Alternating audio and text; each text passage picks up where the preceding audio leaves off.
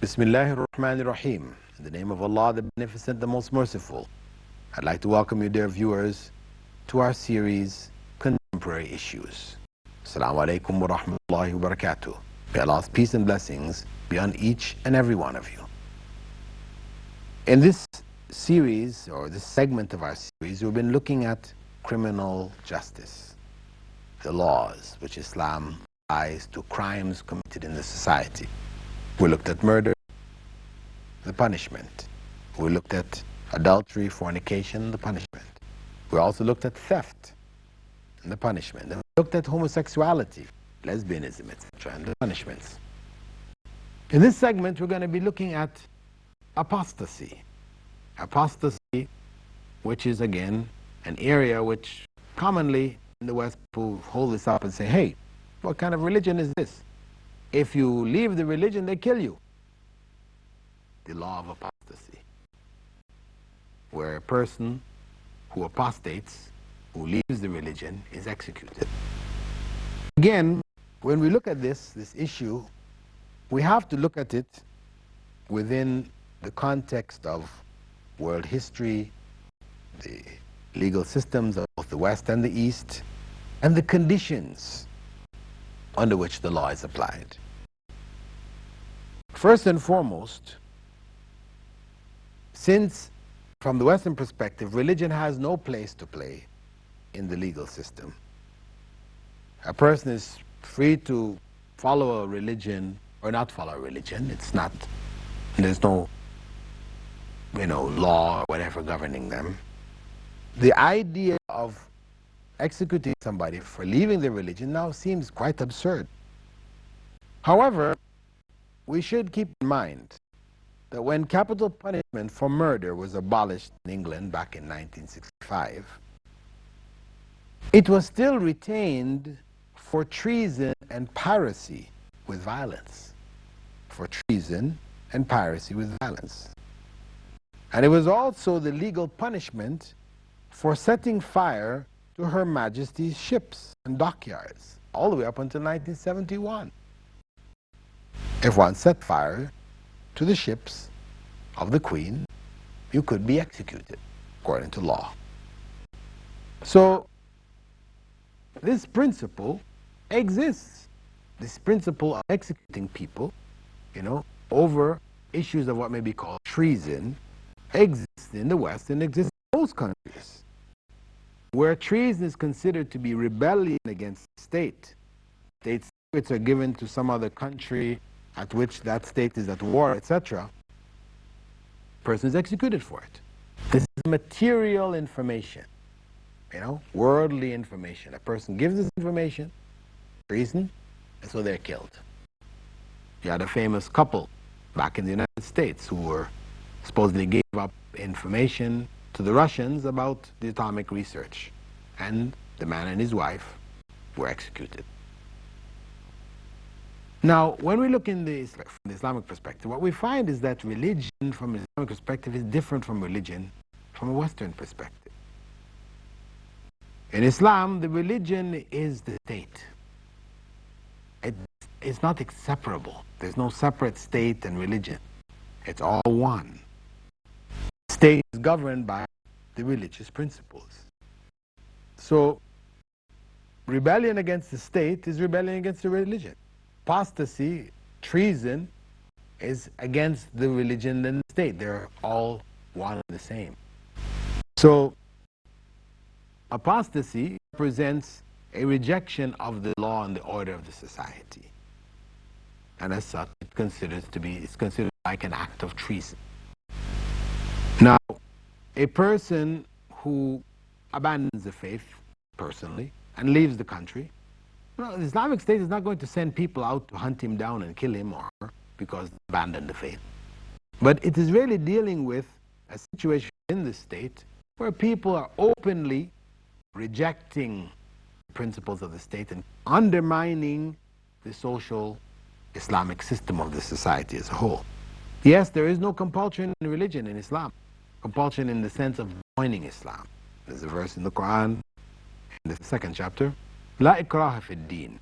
There is no compulsion in religion. That is, the person is not compelled to become a Muslim. But once a person becomes a Muslim, then they're obliged to stick with it, that this should be a serious and definite decision which was made. In fact, if we look at when the law of apostasy was first implemented, it was implemented during a period in Medina when there was a phenomenon which developed where some of the Jews of Medina were converting to Islam and then apostating in order to shake the faith of those who are already Muslims. They were doing this, playing with the religion. So the law of apostasy came in order to stop this confusion which the Jews were trying to create, those who converted to Islam, and to create in the minds of the newly converted Muslims. So it meant you became a Muslim, you had to be serious, you had to be real. Otherwise, then you would be executed. So people were no longer allowed to play with the religion, create that confusion, right? So that was how it was initially instituted. However, the principle remains, till the last day. The people within the state are obliged to stay within the religion if they are Muslims. If they accepted Islam, they have to remain Muslim. If they want to leave, then they need to leave the state altogether. And we could say the death penalty for apostasy really is for those who cooperate with the enemies at war with the Muslim state, or those who gather people against Islam and to fight against the state. This is really the place for its application. The person who personally doesn't pray or whatever, in his home, whatever, nobody's going to come breaking into the home to see, are you praying or you're not praying? Are you fasting or you're not fasting? The state doesn't do this unless it becomes something open. So a person who personally, on an individual level, apostates, keeps it to himself or herself, then the state does not go and hunt them down. We don't have inquisition courts set up to track and test people's faith and this type of thing. Even when a person is caught, or a person openly makes these statements of apostasy, etc., they're brought before a court and asked to recant their statements, to take it back. If they recant and take it back, then they're not executed. So, as a final statement on this regard, we would say that Western civilization will execute its citizens for giving away state secrets, something material.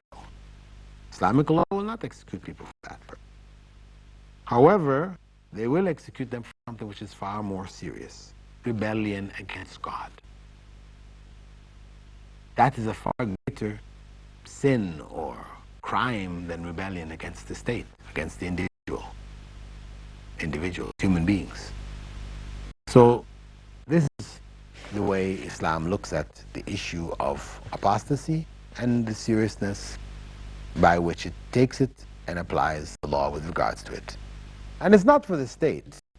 Somebody in some country somewhere makes statements of apostasy, who may be Muslim. It's not for the state to now declare this person to be, his blood is permissible, offer rewards to go hunt this person down and kill them. No. The Islamic State is not to function this way. If a person comes to them or is caught within them who is an apostate, then they're tried. There are courts of law. Their situation has to be looked into. they have to be questioned, and they have the right to defend themselves. Now, that basically deals with the last of the issues of criminal law, criminal justice. From that, now we're going to shift into some of the dietary laws. Still dealing with laws, but no longer crime and punishment. We're now looking to diet. To some degree, it is still related to crime and punishment because the first of the dietary laws concerns alcohol.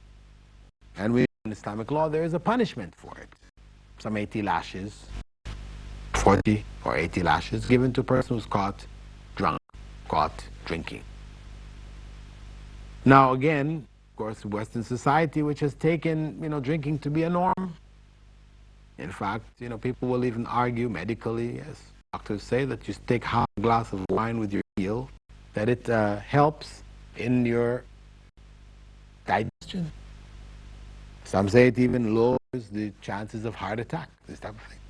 However, it's fine. People can say this, and medicines in the West tend to be loaded up with alcohol because that was Western tradition. People were sick, you give them alcohol, get them in a state of drunkenness, they forget their trials and their problems, their physical ailments, etc. This has been the tradition of Western medicine. Whereas Islamic tradition has not been that. When people were sick, they were treated with herbs and things like this. They didn't use alcohol. This was not a standard foundation for Western Islamic pharmacology. Whereas Western pharmacology, this is how it developed.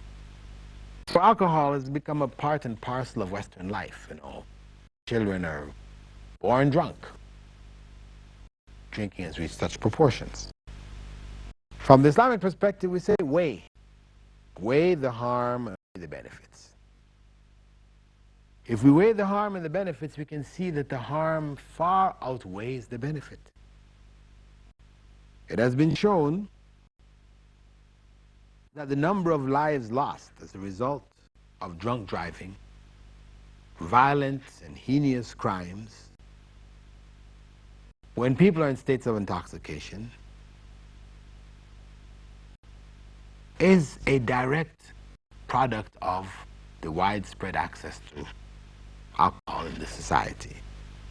Crime punishment, we're now looking to diet. To some degree, it is still related to crime punishment because the first of the dietary laws concerns alcohol. And we know in Islamic law there's a punishment for it. Some 80 lashes, 40 or 80 lashes given to a person who's caught drunk, caught drinking. Now again, of course, Western society, which has taken, drinking to be a norm. In fact, people will even argue medically, as doctors say, that you take half a glass of wine with your meal, that it helps in your digestion.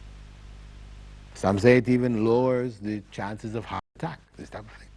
However, it's fine. People can say this, and medicines in the West tend to be loaded up with alcohol because that was Western tradition. When people were sick, you give them alcohol, get them into a state of drunkenness, they forget their trials and their problems, their physical ailments, etc. This has been the tradition of Western medicine. Whereas Islamic tradition has not been that. When people were sick, they were treated with herbs and things like this. They didn't use alcohol. This was not a standard foundation for Western Islamic pharmacology. Whereas Western pharmacology, this is how it developed. So alcohol has become part and parcel of Western life. Children are born drunk. Drinking has reached such proportions.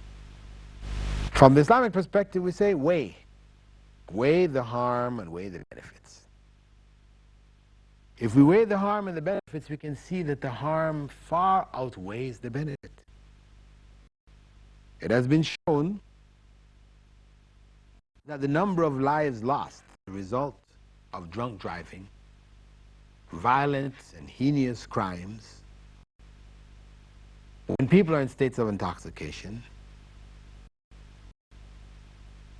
is a direct product of the widespread access to alcohol in the society.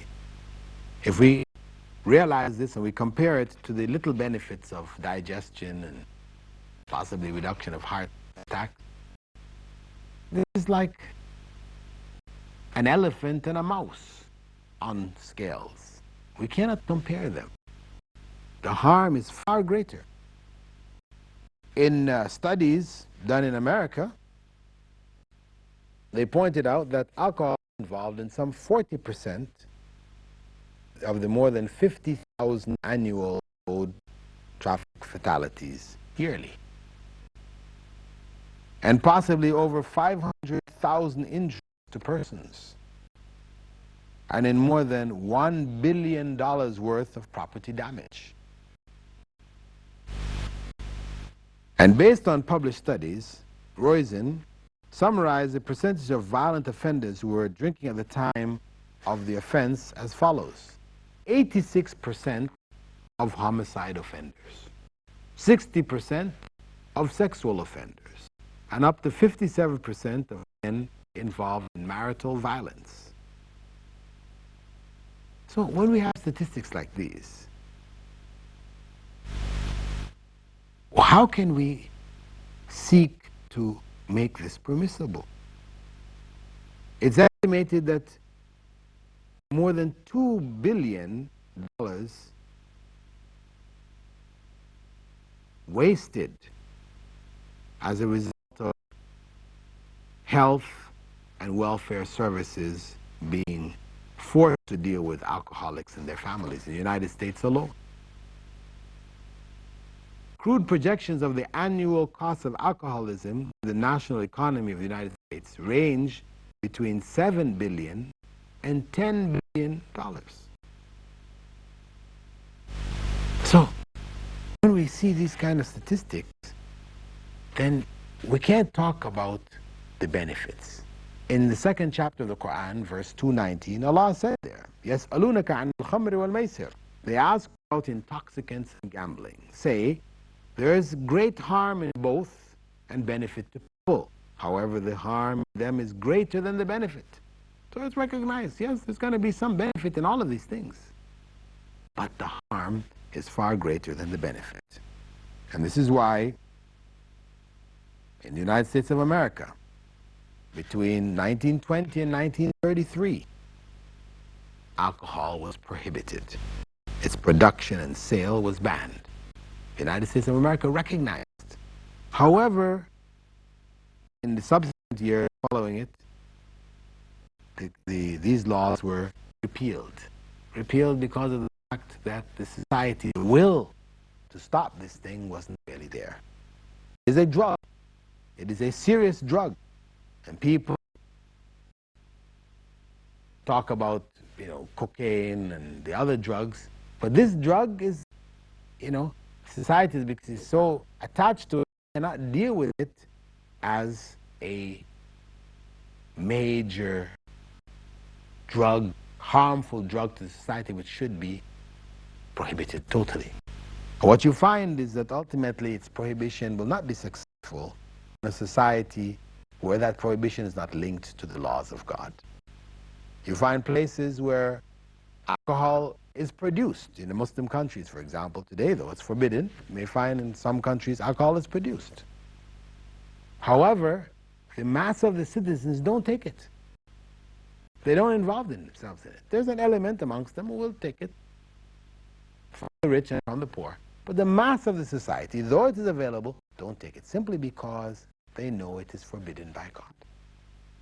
So, when it is applied in Islamic State, whether it's in Sudan or in Saudi Arabia, etc., you don't find the masses of the people rebelling, even though they may know there's some elements in society who are taking it. You don't find them saying, well, no, if they can take it, we want to be able to take it, so that these laws will be repealed. No, these laws will stand forever. Islam will never change its stand with regards to alcohol. And Prophet Muhammad ﷺ referred to it as being the root of all corruption, because what happens is that alcohol lowers people's inhibitions. It makes human beings who are normally shy, when they're sober, they become loud.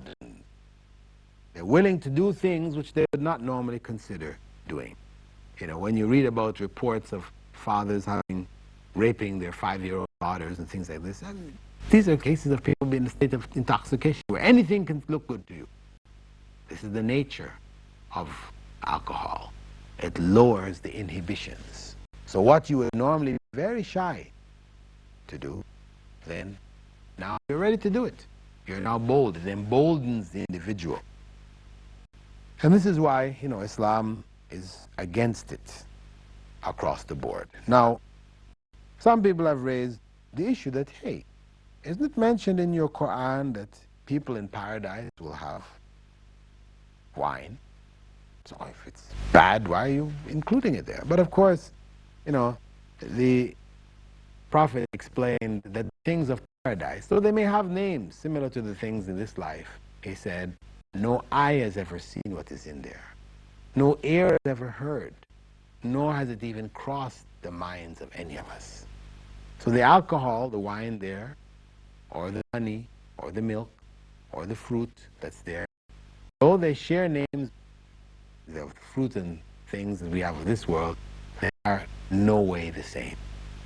The corruption and the evil may be found in alcohol, etc., obviously will not be in the wine of paradise.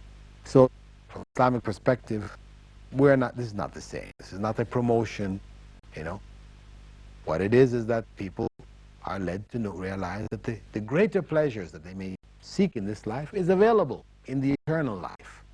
So to give it up in this life because it's prohibited, because it is harmful, that person may have some confidence or have some reassurance that, hey, they're not really missing out on anything. The one of this life is really kind of corruptive anyway. You take it and you feel whatever for a period of time, and then it goes, and you have to get some more, and what happens when you take it, etc., etc. Whereas in the next life, it is free from all of that. So Islam takes a very strong stance with regards to alcohol, its prohibition, the protection of the society as a whole.